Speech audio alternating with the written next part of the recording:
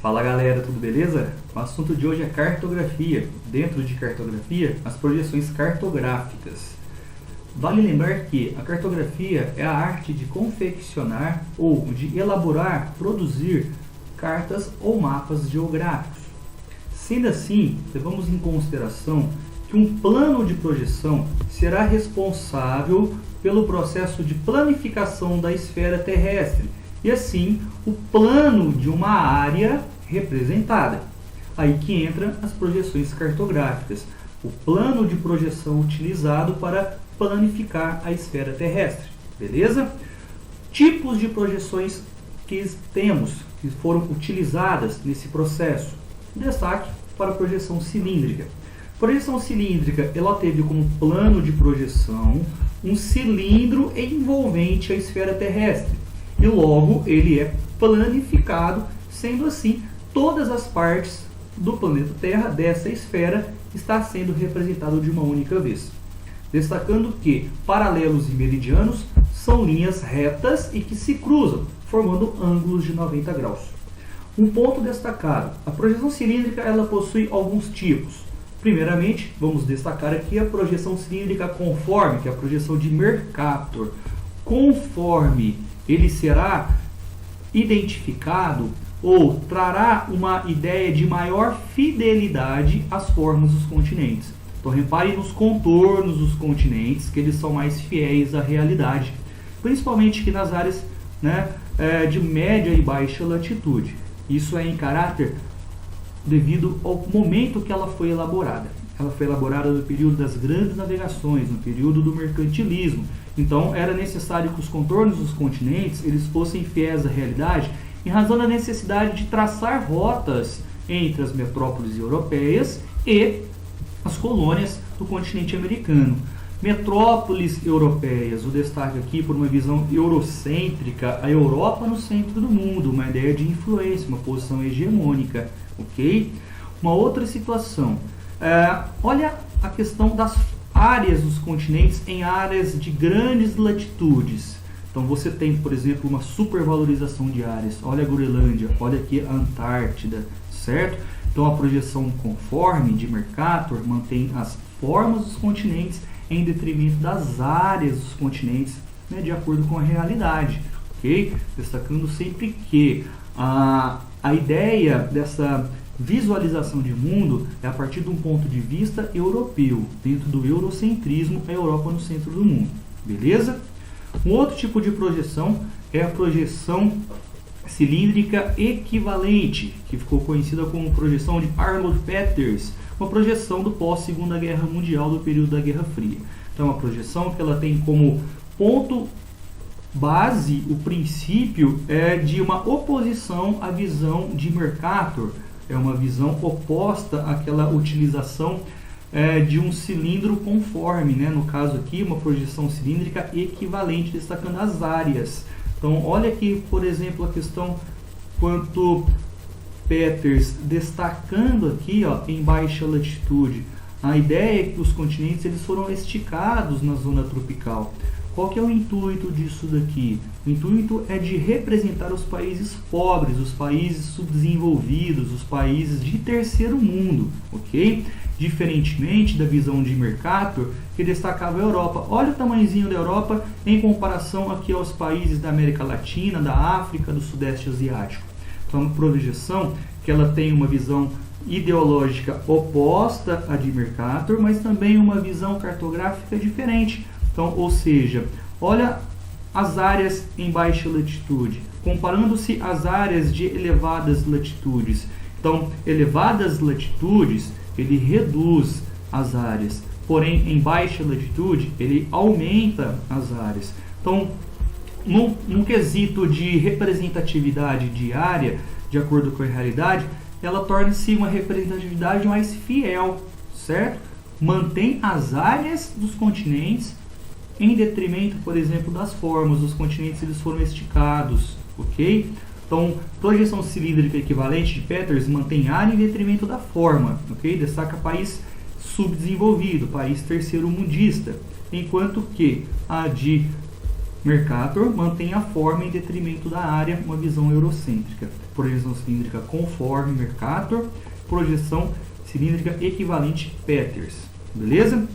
Na sequência, nós temos uma projeção cônica, e essa projeção cônica destaca aí como plano de projeção um cone que ele não traz, né, uma representatividade da totalidade da esfera terrestre, ok? Então uma representatividade onde nós teremos sempre uma área faltando aqui nessa projeção. Projeção cônica aqui é uma projeção que destaca, por exemplo, que os meridianos eles são linhas retas e irradiam-se dos polos, enquanto que os paralelos são círculos concêntricos. O outro destaque dessa projeção é que nós temos um processo de aumento da distorção a partir das áreas mais periféricas da projeção. Então, o destaque aqui dessa projeção aqui é que as áreas de médias latitudes, vou chamar aqui de zona temperada, entre os trópicos e os círculos polares, elas são aquelas mais bem visualizadas, certo? E onde nós temos também uma maior manutenção de área e de forma, ok? A próxima projeção é a projeção azimutal, também conhecida como projeção plana ou projeção polar. Vamos lá então. O plano de projeção é um plano tangente, ok? Destacando aí, por exemplo, uma visão das áreas polares, aqui norte e aqui do sul. Nós consideramos aí uma ideia de uma projeção equidistante, ou seja, o destaque com relação às distâncias que são representadas, sempre buscando a manutenção, né, de acordo com a realidade. Né? Um outro ponto, os meridianos são linhas retas que irradiam-se dos polos, enquanto que os paralelos são círculos concêntricos. Essa projeção ela ficou muito bem conhecida através do seu uso como um plano de fundo para a elaboração da bandeira da ONU. E tinha uma posição de neutralidade em um mundo onde a bipolaridade ela era muito destacada, a questão das influências das grandes potências do pós-segunda guerra, das potências da Guerra Fria, Estados Unidos e a União Soviética. Então a ideia era representar aqui ambas as potências. Uma projeção então aí considerada aí, né, uma projeção equidistante, uma projeção plana, polar ou azimutal. Você pode encontrar aí no enunciado dos exercícios das três formas aí, beleza? A próxima, projeção de Hajime, um arquiteto japonês, uma projeção extremamente recente, nós encontramos aí numa prova da Unesp de primeira fase, uma projeção que ela destaca um plano retangular aqui, né, em termos de representação, envolvendo todos os continentes, todos os oceanos, incluindo a Antártida, que muitas vezes ela é negligenciada em outras projeções. O destaque dessa projeção aqui é que a base de representatividade é através dos poliedros. E aí ele busca, através da representatividade de um plano retangular, a manutenção tanto da área quanto da forma de acordo com a realidade. Então, o uso de cálculos matemáticos aí para buscar uma representatividade real, tanto de área quanto de forma dos continentes, ok? Uma projeção aí elaborada de forma, né, mais igualitária, uma projeção mais recente, de Hajime, em japonês, ok? Próxima projeção de Robinson, uma projeção que ela é afilática, então, ou seja, uma projeção que ela não é equidistante, ela não é equivalente, ela não é cilíndrica, conforme, né? Então, essa projeção aqui, a gente destaca que nós temos o achatamento dos polos, ok? E o abaulamento das zonas equatoriais. Paralelos, linhas retas, e meridianos, destaque aqui que são linhas curvas, ok? Então guardar o nome, afilática, que ela não é conforme, ela não é equivalente, ela não é equidistante. E sendo ela não sendo cilíndrica, ela é pseudocilíndrica. Ok? Então, ou seja, ela não tem um plano de projeção, não é um cilindro, ok? Esse é o destaque com relação à projeção de Robinson.